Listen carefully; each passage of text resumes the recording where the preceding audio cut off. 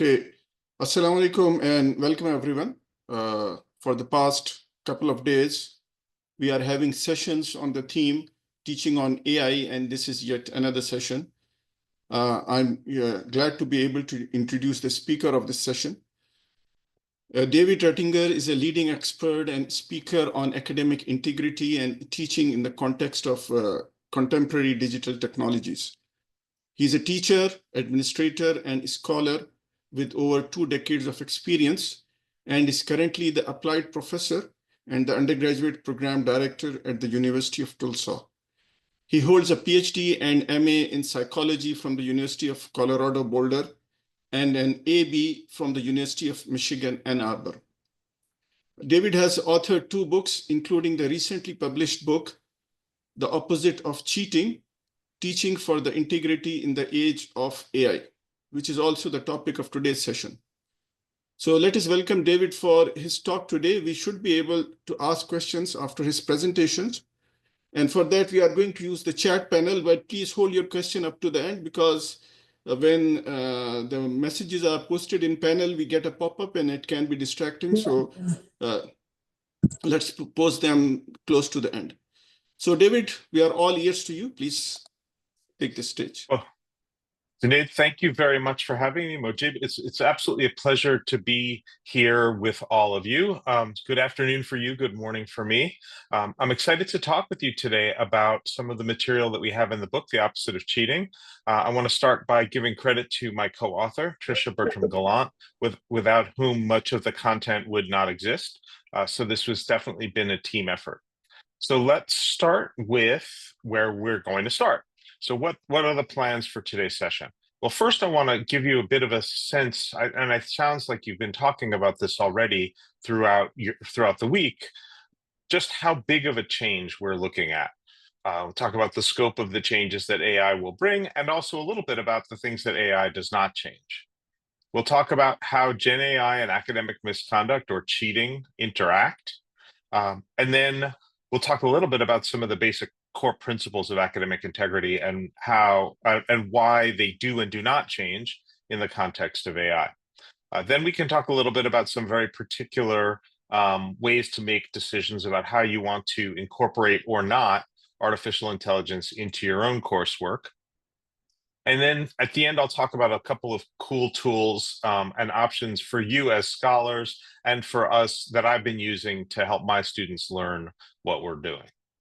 So first, let's start with the scope of the change. And I want to start with a survey that was conducted by HEPI, which is a think tank in the UK. And these data are as of February of this year.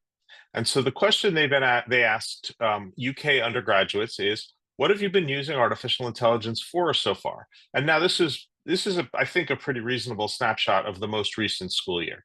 And the main things I want you to notice here is that the blue line is the most recent, and then the green line is a year before. The huge change comes in generating texts using ChatGPT. And I think that this corresponds to our own intuitions, that students are using chatbots to generate the text that they are submitting for assessments. That for all of the talk we have about AI helping students to understand and to work through their content, we're really seeing the change in use during assessments. Sure, they're using it to improve their writing. Sure, they're using it to understand the content that we're assigning through textbooks. Sometimes they're using it for auto translation, which can actually be a really great use in some cases. And then art and coding and some other functions. What I want you to notice is the bottom line. 2 years ago, about a third of students said they hadn't used AI for anything in school, and that number is now under 10% as of February. So what we're seeing here is AI, as far as students' lives are concerned, is ubiquitous. And this is not necessarily a bad thing.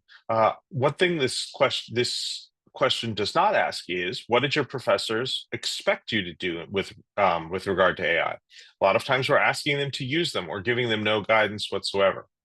Having said that, though, when this question is asking them about using generative AI for assessments, and in the UK context, we're talking about exams and written assignments that they're turning in for a grade.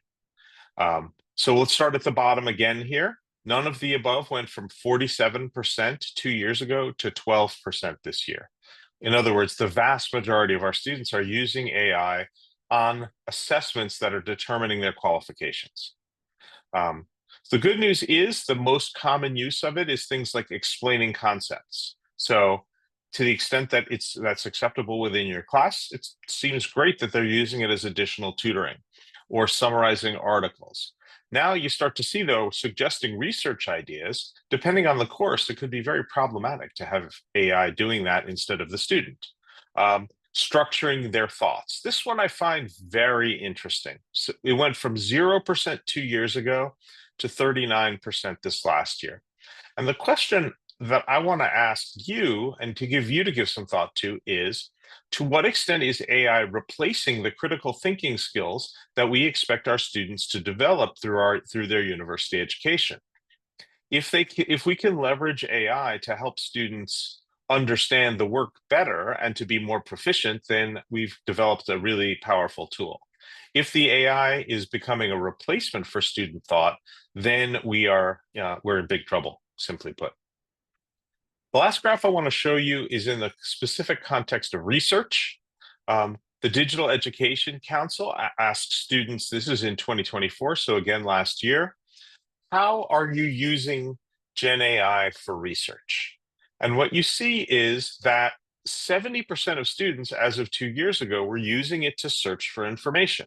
They're asking Gen AI's chatbots usually for information and then using that as part of their research. This is very concerning because I'm sure you know that there's a wide range of quality of responses from generative AI, and students are not necessarily equipped to evaluate that material. Now, grammar checking, there's a lot of conversation to be had about how useful grammar checkers are and whether we really want students' grammar to always be exactly the same, which is what Gen AI lends it to be. They're also using it to summarize and paraphrase documents. A quarter of students are using it to create a first draft. This is not inherently a bad thing, as I'll talk more about, but it definitely raises lots of concerns. Now, Tricia does a lot of work with students who are reported for misuse of AI, and we'll put that in quotes. And so it's worth asking the question, what kinds of things are students doing that faculty see as misuse? Because what you'll see here is that there's a bit of a disjunction, a bit of a gap between what we think is appropriate and what our students think of as appropriate. So they're using it instead of Google or Google Scholar to do research. Is that a bad thing? Maybe so, maybe not. But this is something we'll have to consider as faculty, is to what extent is a generative AI just a better version of Google?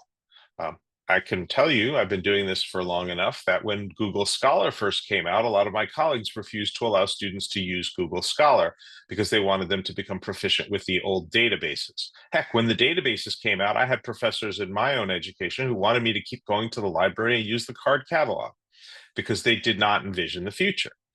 However, we have to continue to ask ourselves the question, at what point are we giving students better tools versus having those tools replace the student's work?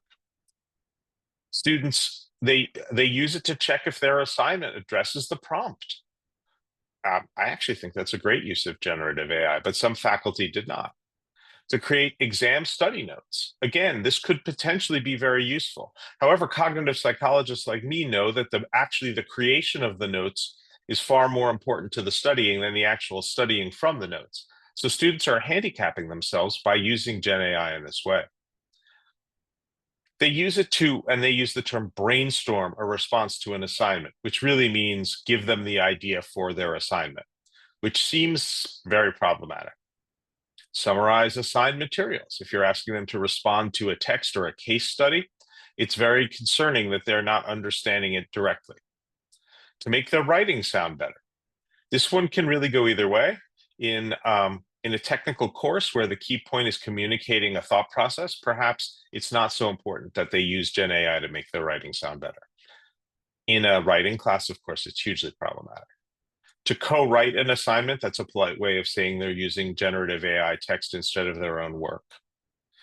And so sometimes they'll admit to having Gen AI do their work for them, which I think we can all agree is a problem. So it's not easy to put these things on a single linear coordinate space, but you can really see that there's a range from things that are probably okay most of the time and can really benefit students' learning to things that I think in all contexts we would say that generative AI is at minimum problematic and certainly unethical.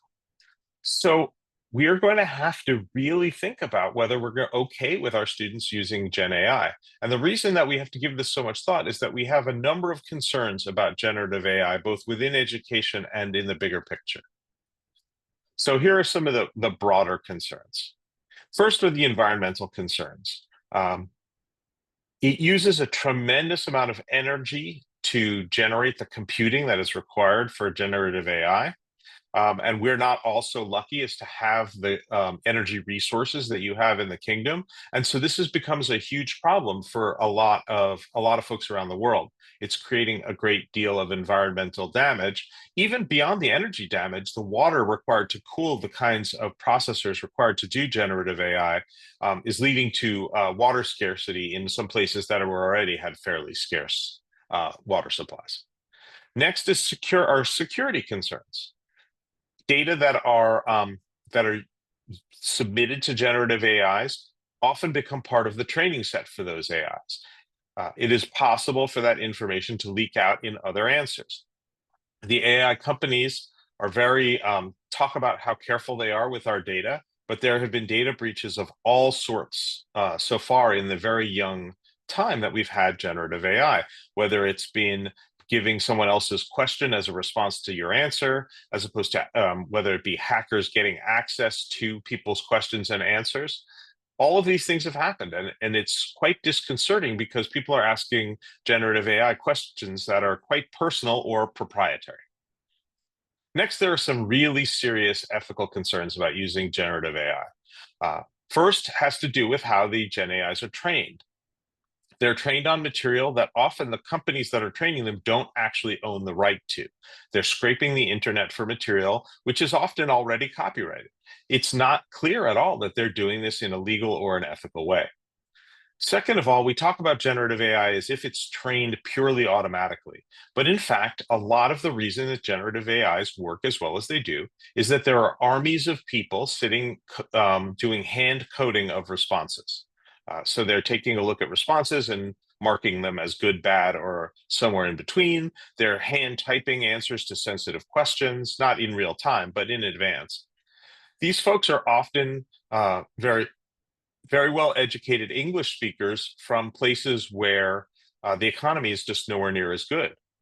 And as a result, they're being paid wages that you would not necessarily consider ethical.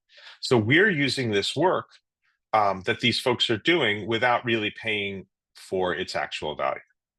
Of course, there are ethical concerns around academic integrity and misconduct, and we'll talk a little bit more about that specifically in a couple of slides.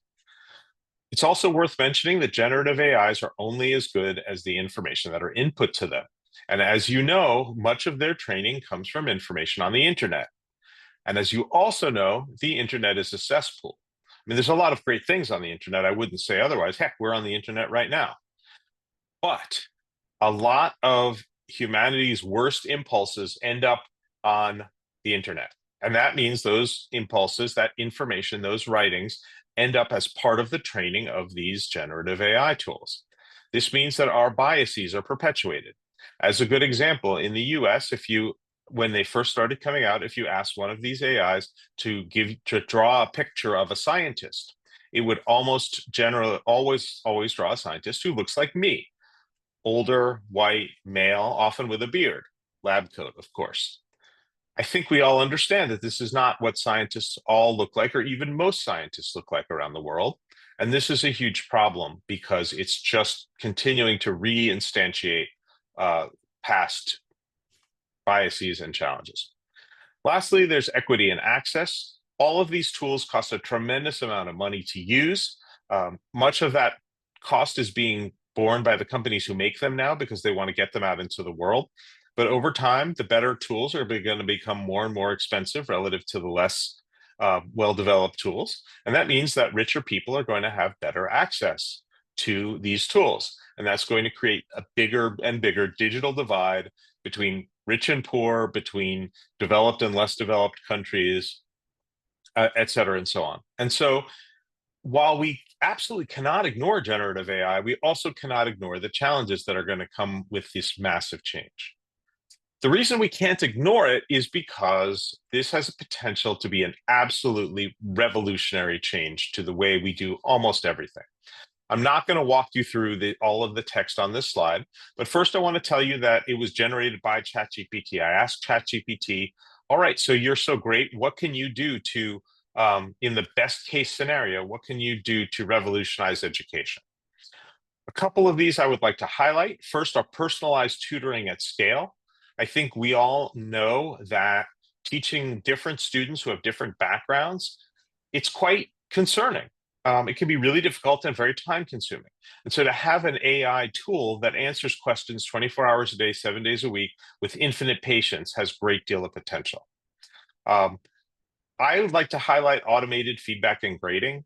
For me, if you could give me a tool that grades things the way I would without me having to look at every single paper, that would make my life much better. I would very much love that. So there's lots of tools that could make it better for students, like tutoring at scale, accessibility tools, et cetera. Feedback and grading systems might make my life a lot better and free me up to do the creative kinds of teaching that I'd like to be able to do. The other thing that AI will need to do is to help students develop the uniquely human skills that they need to develop in order to be effective members of our society. And that's labeled here as metacognitive coaching. Students need to become better and more reflective about the way they do their own work, about the way they think about things, and about the way they generate new ideas. AI has the potential to eliminate the need to do that, but it also has the potential to make us much stronger thinkers as we work with these AI tools. So we see the risks, but we also see the benefits, and we have to be very cautious about the way we proceed forward, especially because as people are starting to realize, as these tools replace student effort, it can lead to some tremendous unintended consequences. So with that, I want to take a pause and turn a little bit to to talk about academic integrity in the age of AI. First, I want to talk a little bit about what I mean by academic integrity and give you some context for that term, and then we'll come back. I often talk about this as the other AI, although from my perspective, this was the first AI. So often I refer to in my own notes this section as the AI and AI section of the talk. So what is academic integrity? Well, this is actually a huge question that's not exactly easily answered. But I would argue that academic integrity consists of two main streams of thought. The first of those thought has to do with the values we import when we teach and when we expect students to learn.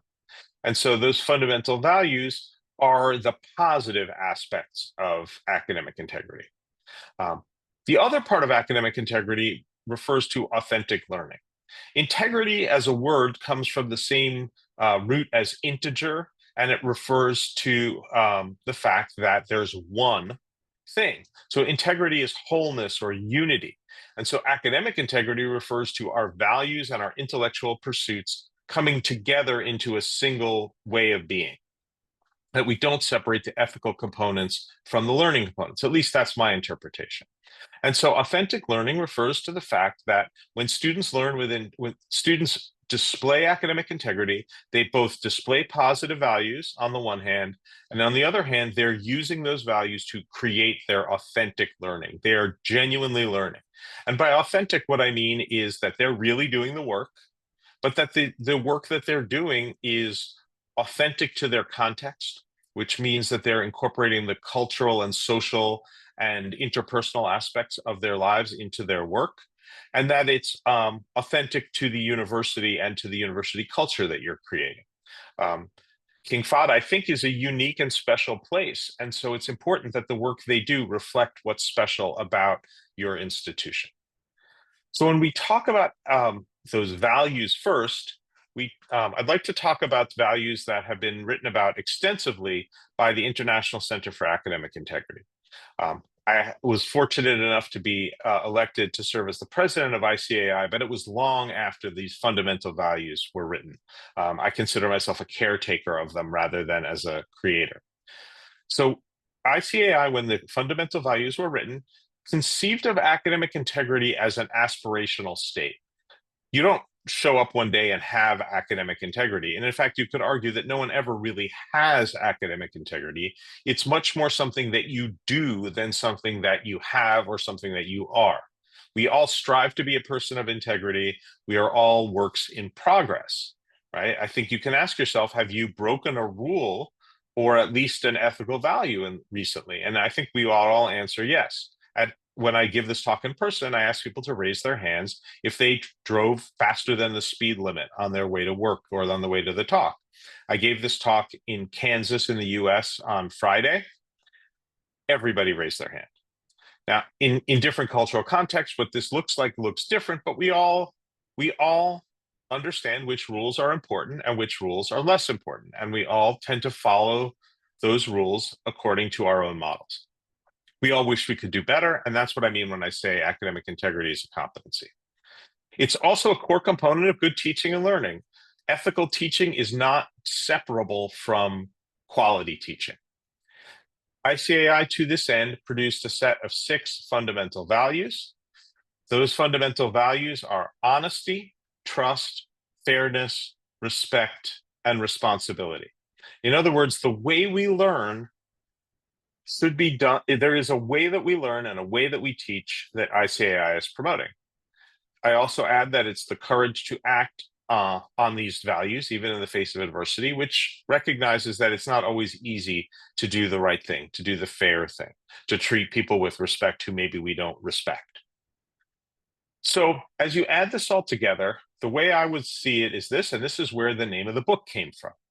People often ask Tricia, they often ask me, what is academic integrity? And we struggle to answer beyond those values. And so it came to me that academic integrity is not just the absence of cheating, but it's an affirmation of the value and values of education. And so what is the value of education? It's learning.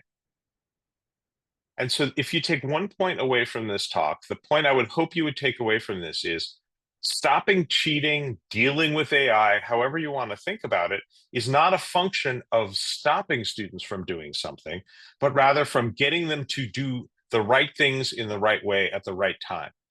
In other words, don't try to stop them cheating, try to start them learning. And if you're able to do that, you will find that it's much more effective in replacing those undesired behaviors with more desired behaviors. Now, why is this? I think the simple answer to why this is because there are lots of limitations to learning with integrity. It can be hard. The short version of this slide is it's hard because people are human. People make mistakes. We are flawed creatures, and that we all make them. And so to treat our students as somehow immune or should be immune from these mistakes that we all make is a little bit unrealistic. So there's lots of forces, psychological and contextual, that lead our students astray, and they lead us astray as well if we're not careful. There's moral disengagement, which refers to students' ability to say, yes, I know this is wrong, but I'm going to do it anyway because this is a special case. Extrinsic motivation. If they're doing a schoolwork assignment and they don't understand how it's to their benefit, they're only doing it because it's a hoop that we ask them to jump through, they're going to be much more likely to engage in a shortcut, to engage in dishonesty. Low self-efficacy, this is a psychological term that just refers to the fact that students cheat more when they don't believe they can do the work honestly. And when I say don't believe they can do the work, I mean do all of their work or do their work in a timely fashion or to their level of satisfaction. So when students are not motivated to do the work, when they are able to convince themselves that it's not wrong, and when they don't think they can do the work honestly, they're at high risk of cheating. We can also affect these psychological forces through the situations that we create. So certain courses, when you're very oriented by grades, when you pit students against each other competitively, when the material is something that they don't see as relevant to their future, they're much more likely to cheat. And so it's our job to help them understand why what they're doing is important. My colleague Jason Stevens has done a lot of research, and his opinion is that what peers do is the single most important factor on whether students cheat or don't cheat. And my experience is very similar. To the extent that we can help students talk to other students about their values and help them bring each other along, it's going to make our jobs a lot easier. And then for the rest of the talk, I want to talk about ways that instructors might influence academic misconduct. As I talk about it, I want to highlight the fact that misconduct through cognitive offloading isn't new. Cognitive offloading is the term we use when we talk about using tools to offload some of our cognitive requirements to those devices. Cognitive offloading can be as simple as writing a to-do list, or it can be as complex as having ChatGPT write an essay for you. But even before generative AI, we've been offloading, and in fact, offloading isn't necessarily a bad thing. Right? Contract cheating, paying someone to do your work is obviously problematic. Getting old copies of exams can be problematic. Copy-paste plagiarism using a calculator or Google Translate. And then, of course, good old-fashioned paper and pencil cheating. These are all ways students have been cheating since long before AI. The problems that AI creates is in the accessibility, the ease, and the effectiveness of cognitive offloading, not in the desirability of it. Because let's face it, students have cheated for a long time for the reasons I've discussed. Having said that, cognitive offloading doesn't have to mean cheating. Cognitive offloading can be a very important part of what we're teaching students. Right? We teach students to do math with calculators. We teach them to use AutoCAD to design things rather than sketching, because that's the way it's done in industry and because they're very powerful tools, and it's important our students know how to use them. So just because students are using tools to cognitive offload doesn't mean they're cheating. There are certain cases, though, when it does. First, if it undermines your learning objectives. I want to come back to this, but I think the single most important thing I'm going to ask you to do as instructors and administrators going forward is really think hard about what the purpose of a particular course and assignment is. We've all had classes where we say, yes, spelling counts, writing counts, even though the assignment was not about spelling or writing. And so at some point, now that we can get a computer to fix our spelling and writing, should we allow that? Or is that an important core skill that we want our students to be able to have as the result of this course? If it is an important learning objective of our course, we should not allow students to use AI. We should have them develop the skills. But the converse is also true. If it's not a core skill, then maybe that's an opportunity for them to learn to use an AI tool. Of course, if students are using AI to create a dishonest impression of what they can do, that's a huge problem. You don't want to go to a doctor who cheated in medical school, or have your oil wells designed by someone who cheated in petroleum engineering. It's important that when we graduate our students, they are able to do the things we claim they can do. And so that means that our assessments have to only use AIs in ways that highlight students' skills rather than obscure them. Of course, it's also dishonest and it's cheating when students violate the rules, whatever they may be. What this means, of course, is we want students to not violate the rules, but it also means we have to think carefully about what rules we create in our courses. We should not be creating rules that we're ultimately not willing to enforce. Okay, so students have been cheating for a long time. AI can be great, it can be less great, it can be cheating, it can be not cheating. The question I want to ask is, does AI hinder or amplify learning? I hope you can figure out by now my answer to this question is yes. AI has both the potential to replace student effort and hinder learning, but it can be a powerful tool in amplifying students' learning. So in what cases do students offload their work? Well, lots of reasons. They offload because they're under stress, because they can, because they have low self-efficacy, because they could justify their actions, that they don't think they'll get caught, or if they get caught, the punishments aren't bad, if they don't realize that it's cheating, or if they see that everyone else is doing it. This is what I've been talking about all along. And the key point here is that these are things you can influence by the way you teach your courses, by the way you structure your courses. And so we can stop cheating by simply doing a better job ensuring that students are learning. And that's really the strategy I'd like to propose to you. That instead of trying to stop cheating by making rules, I don't know if I say whack-a-mole, that'll be a metaphor you use. But here in the US, there's a game where little moles pop up from holes, and you have to hit them with a mallet, and they keep popping up, and you keep trying to hit them, and they keep popping up, and the more you hit, the more they pop up. That's, I feel like, what stopping cheating is going to look like. There are more of them, and they're smarter than we are. Students are. And so we're never going to get ahead of the cheating cycle. What we have to do is break the cheating cycle by helping students learn more effectively and understand the value of that learning. This leads us to the question, how to do that? How are we going to facilitate it and also assess learning in the 21st century? This is a huge question because it is now the case that the work that students submit is no longer an accurate reflection of what they know and what they can do, at least not consistently.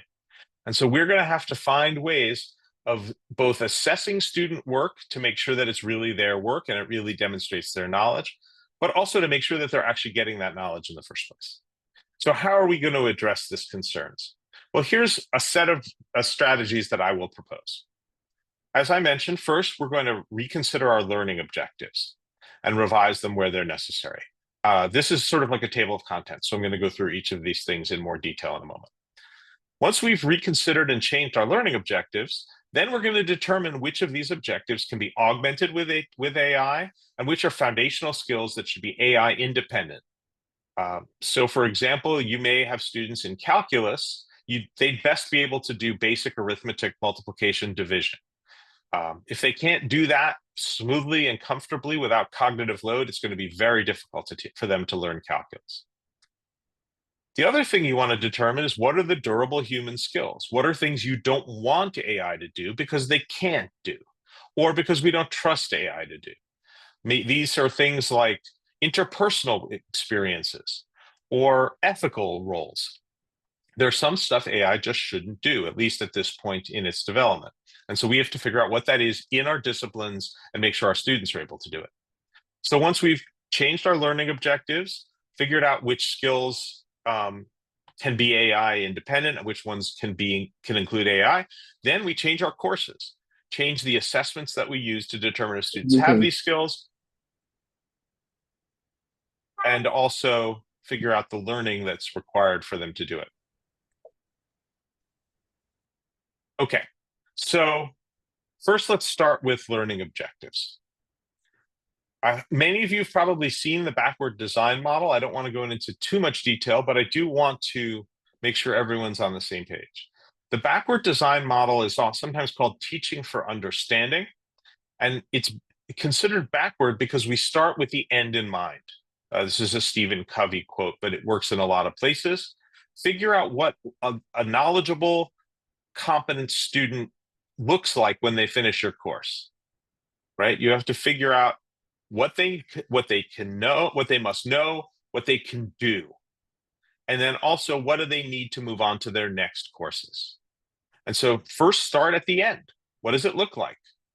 Then once you've done that, you also need to figure out what they need to know and what's nice to know.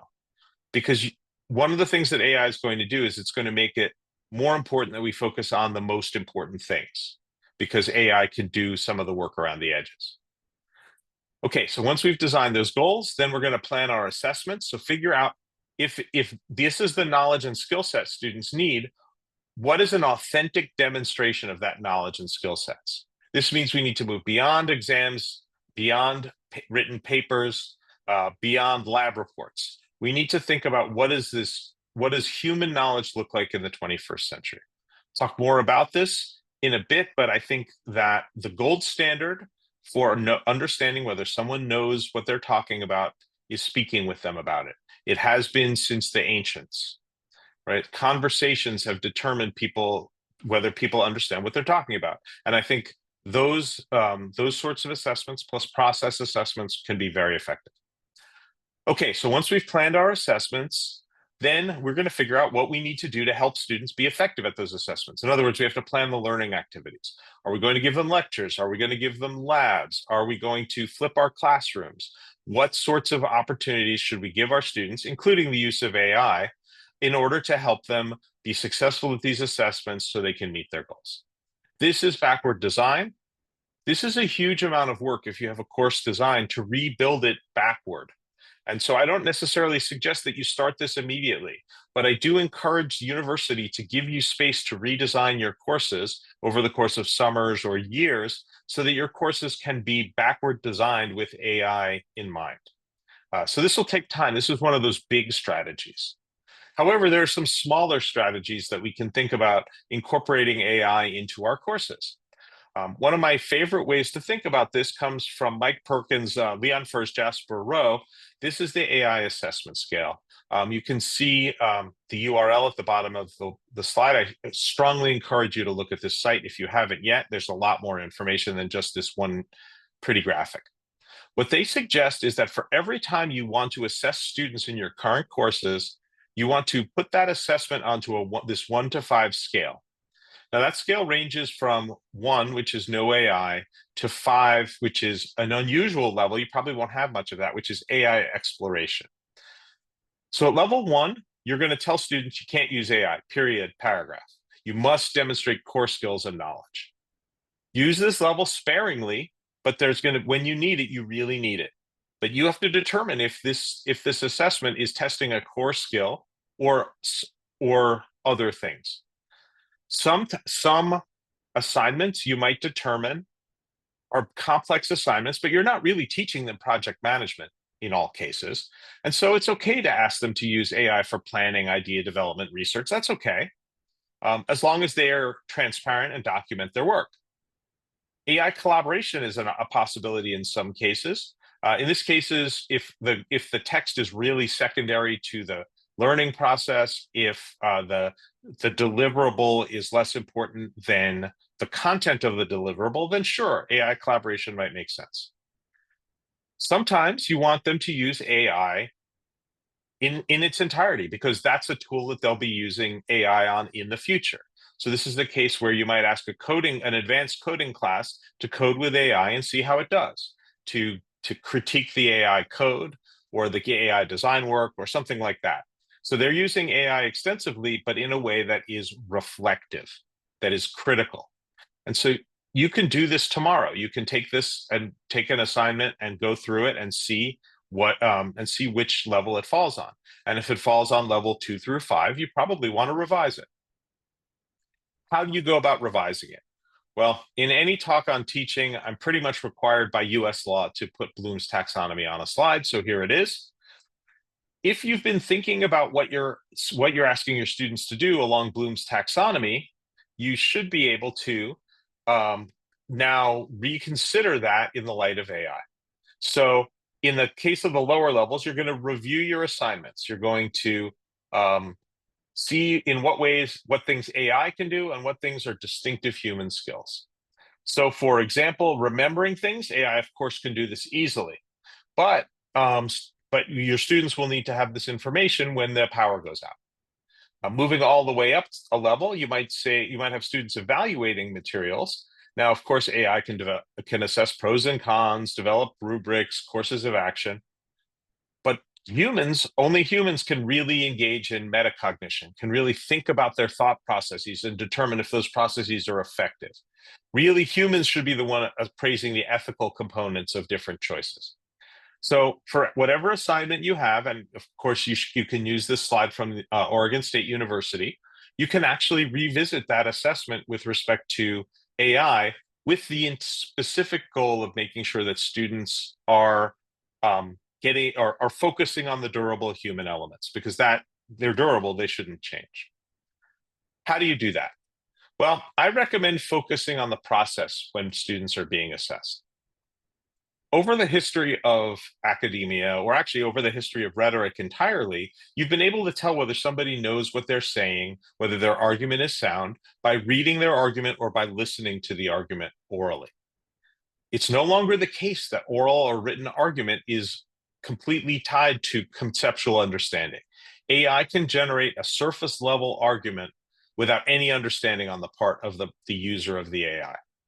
So that means that we as instructors or evaluators of student knowledge are going to have to think about something else. I recommend that we collect and evaluate the artifacts of their good processes. So even if their net output is better or worse, you might still give them a good mark or a good grade if they've showed good process. And that's because you can get a good grade, a good product by using Gen AI, or a less good product, honestly, and maybe have learned more. So there's lots of tools you can use this. The most basic of these being something like version logs in Microsoft or Google Docs for writing. It's the equivalent of showing all work in an engineering problem. So I think all of these are useful tools and you should keep using them.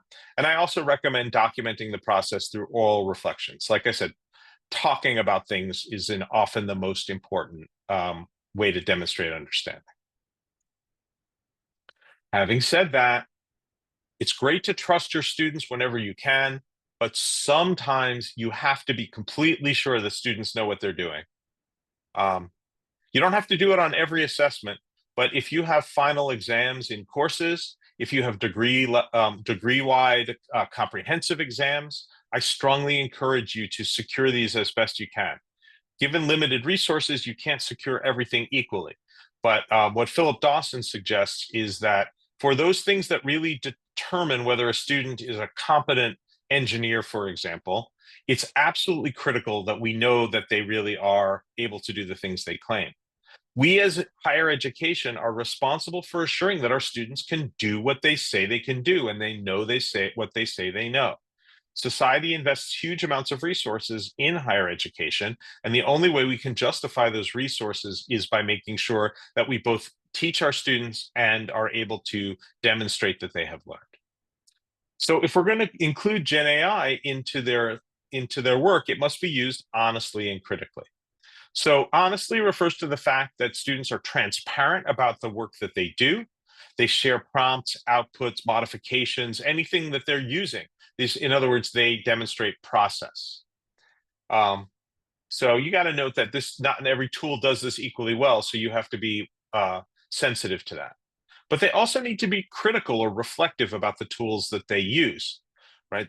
In order for them to really learn from using AI, they have to engage their own minds, right? So you can ask questions like, was it helpful? How good a job did it do? Would you use it again? Is there a different tool you might use? Those are the kinds of cognitive and metacognitive processes that students need to engage in order to get the most out of AI. Let me give you some concrete examples of ways this can work in actual assignments. And I've got 3 different examples that I'll show you briefly of ways that I or others that I know have used generative AI in assignments. These may or may not work for you. They may or may not make sense for you, but these are hopefully some inspirational examples. So you can use generative AI in the writing process. I'm sure you know this, but it's also really effective in data interpretation and in research. So in writing, I have my students do reverse outlining. So reverse outlining is a really powerful tool for making sure you actually wrote the thing you intended to write. So if they have a draft of say, an introduction section to a scientific paper or an essay, have them put the draft into a chatbot and ask it to write an outline of what they just wrote. And then they can look at the outline of the text and see, okay, did this achieve the goals that I was trying to achieve? And then if they wrote an outline before they wrote their draft, they can compare the two side by side and figure out if they've achieved their goals. This allows them to do this process iteratively to revise, and it gives them a way to make sure they're making a clear and structured argument before you even have to look at it. This is a powerful tool. I have my daughter who's a high school student do this sometimes, and I have her put into the prompt, do not give me any specific text for revision, because I don't want it writing for her. I want it to help her understand the structure of her own writing. So this is one example that's been very powerful in writing. Data interpretation. We often have our students read scientific papers, and one of the concerns is that they have trouble understanding the results when they're done in using very sophisticated scientific techniques that are maybe beyond their learning. You can take a graph or a results section of a very sophisticated paper and ask a GPT model to interpret it. And so in this case, I took a graph from a higher education paper, it's not that complicated, and ask it to provide a summary and interpretation of the data, strengths and weaknesses, et cetera. And you can read along with this. It does a very nice job of giving students some things to think about on this graph, right? There's no time frame on this graph. There's no information about how the data were recorded. It actually notes that this is a data about percentage of male faculty by field, but it doesn't distinguish between full-time and part-time faculty. That required the import of some knowledge. That's a pretty nice inference. So you can have students work with scientific research that's beyond where they normally can if you allow them to use AI. Lastly, I realize this is probably very difficult to read. This is a tool called Elicit with an E. It does something very cool. I use this myself fairly frequently. If you ask a question like, how can researchers create differentiated instruction for high school students using learning science? It summarizes the top 4 papers with citations. It tells you what those papers are with the link and with their citations and summarizes the abstract. I can then say, by clicking on these boxes, keep this paper, get rid of this paper. And then it'll iterate through that again. And ultimately, it will create a bibliography of relevant papers. And then I can get that bibliography and go and read those papers and draw my own conclusions. It's like Google Scholar, but much, much better. This is done with the free version. The paid version is even better. The point I'm making here is that these tools can help students do work beyond the level they normally would be able to do, and to be able to grow their intellectual abilities in a much more sophisticated way. This means that they can really use these tools for good and hopefully substitute those positive behaviors for negative behaviors. This is important. Gen AI is the future. And so we have to be ready for this future by considering the role AI is going to play in all of our courses. But Gen AI is only part of our future, at least I hope it is. We get to decide what part of the future Gen AI will play. Where will we include it? Where will we prohibit it? And where will we depend on it? This means that as Gen AI becomes more and more capable, we are going to have to learn what it is that makes human work special and lean into that. Right? There's no reason to try to prevent AI from doing a better job of certain tasks than we already do. If AI can do it, we should let AI do it.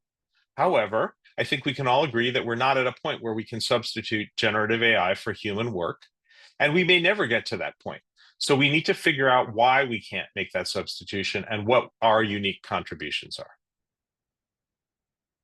I hope that this talk has given you some space to think about ways you can improve your own courses to include AI in a thoughtful, ethical, and effective way that both promotes learning and reduces cheating. So with that, I will stop and say thank you, and we can take some questions now. I will stop sharing, and we can chat a little. Yes, thank you very much. We have a few questions already in the chat area. I can read them for you. So like there is a question about, because the authenticity of the exams is important, and you said that explaining is the best way. So can we think about introducing oral exams? Is this something that can be? Yes, I love oral exams. We actually have a whole section in the book about ways you can include oral exams into your existing assessments at scale. One of the challenges with oral exams is people perceive them as being very, very time consuming and very difficult to administer. And in fact, the way they've been done in the past, they often are difficult to administer. And so what you want to do is give some thought to ways you can administer these exams at scale. So one example would be randomly sampling a subset of the class for each assessment to talk about it afterward, so that every student has a chance, but they don't know when they will be assessed. Another example would be to just have a 10-minute conversation with every student instead of a final exam. If you think about how long it takes you to write and grade and administer exams, 10 minutes per student might actually be time efficient. It depends. So the answer is yes, absolutely use oral exams. And if you possibly can, find a way to do it at scale. Okay. Then another question is, coming to on the broader problem on the value of education in the age of AI. AI makes abundant what was previously scarce. For example, economists, mathematicians were able to do things that the vast majority could not accomplish. Now, with such skills no longer being scarce, how does the effect drive the demand of education? That's a great question, and actually, that's a huge social and societal decision we're going to have to make um, about about the nature of work in the next millennium. It's very possible. So first of all, the first thing I'll say is that it's already having an effect on the need for knowledge workers around the world. And so we're going to need many fewer knowledge workers in the next generation than we do now. Because, like you said, things that have been scarce are now easy to achieve. And so we're going to have to figure out what it is that we can do to take these smart people who have been doing these analyst sorts of jobs, which is a whole class of folks, and how are we going to improve the lives of everyone's lives through their efforts. I think this might, I mean, if it goes well, it might mean that people can work fewer hours and that we can share those jobs among more people. It might mean that we can actually increase the net wealth of people in the world by using these tools to be more efficient. Having said that, capitalism hasn't always gone that way. And so we as individuals have to think really hard about our ethical obligations to those folks who aren't working when we've replaced their work with machines. Okay. There was just a comment, not a question, that ChatGPT has recently introduced a study mode, and Dr. Ahmadi was suggesting that this should be used effectively. And then after that, there is a question that, in your opinion, which Gen AI to be used in research? Like what is a good Gen AI platform for research? There's so many good questions here. So study mode is better than nothing, but I've said this many times about many different things. There's no technical solution to this problem. There are technological steps we can take, like using AI detectors, maybe like study mode. But at the end of the day, we need to substitute the behaviors we want to see for the behaviors we don't want to see. We need to focus on student learning in order to get them to not use AI. No enforcement policy or no enforcement strategy is ever going to be enough. Now, this isn't to say you shouldn't do enforcement, right? Just because enforcement isn't 100% effective doesn't mean you don't do it. I trust my neighbors, but I lock my doors, right? Of course, you have to use assessment security tools whenever they're feasible. Having said that, those are never going to be sufficient. For example, AI detectors now are there's a lot of serious concerns about the current AI detectors that are out there. I'll give you just one little technical concern, which is that most of the time that their false alarm rates are validated by using old papers that couldn't have been written by AI because they're 10 years old or older. And so we know those are authentically human written papers. That's great, except that it's possible that these detectors are really just detecting old papers, not authentically human written papers. And so because we don't really know what these detectors are detecting, because they're artificial intelligence themselves, it's very difficult to audit them to know whether they're really doing what they claim they're doing. And it's a very difficult situation to put in. So when we say what percentage or which tools should you use, I don't want to give you an answer to that because I think the tools should only be a small part of our thinking about these things. The best way to know if a student's using AI is to know what their authentic voice sounds like. And then you can tell whether they submit something that's not really authentic to their own voice. And that means having them come in and do some writing in person, speaking with them, getting to know them pretty well. And if you do that, you can be much more effective in detecting when you think their voice has changed. Now, this isn't to say you shouldn't ever use an AI detector, but you want to use it to maybe verify your intuitions about whether something's changed. Again, you should always talk to your students in these cases, though. So, yeah, yes. Yes. I was going to Can you talk about please? research tools too, but whatever you Yes, want me to yeah. do So next. yeah, the second question is related, so maybe you can answer the two together. Can you please repeat the example of how you use the research example to enhance metacognitive skill? Yeah, so you can answer both of them. Sure. Yeah. So I like to, there's a couple of really nice AI tools, AI-driven tools for research. One is Elicit, E-L-I, Elicit is one. Whoops, I just direct messaged, but let's see, I'll send that to everyone. Elicit and Research Rabbit.